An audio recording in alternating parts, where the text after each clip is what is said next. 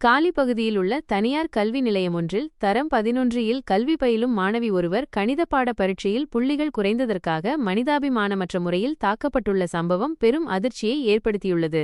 குறித்த மாணவிக்கு ஆசிரியர் வழங்கிய கணித வினாத்தாளில் அவர் எதிர்பார்த்ததை விட 32 புள்ளிகள் குறைவாக பெற்றுள்ளார்.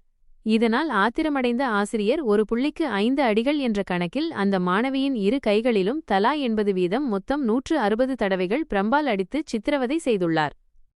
இந்த கொடூரமான தாக்குதலினால் பலத்த காயமடைந்த மாணவி தற்போது காலி கராப்பிட்டிய போதனா மருத்துவமனையில் அனுமதிக்கப்பட்டு தீவிர சிகிச்சை பெற்று வருகிறார்.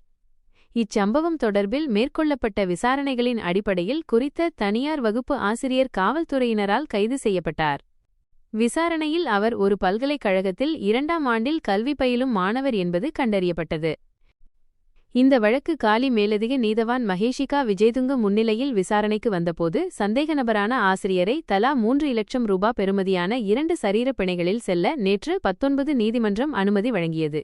கல்வி கற்கச் செல்லும் இடத்தில் மாணவிக்கு நேர்ந்த இந்த துயரம் அப்பகுதி மக்களிடையே பெரும் சோகத்தையும் ஆத்திரத்தையும் ஏற்படுத்தியுள்ளது.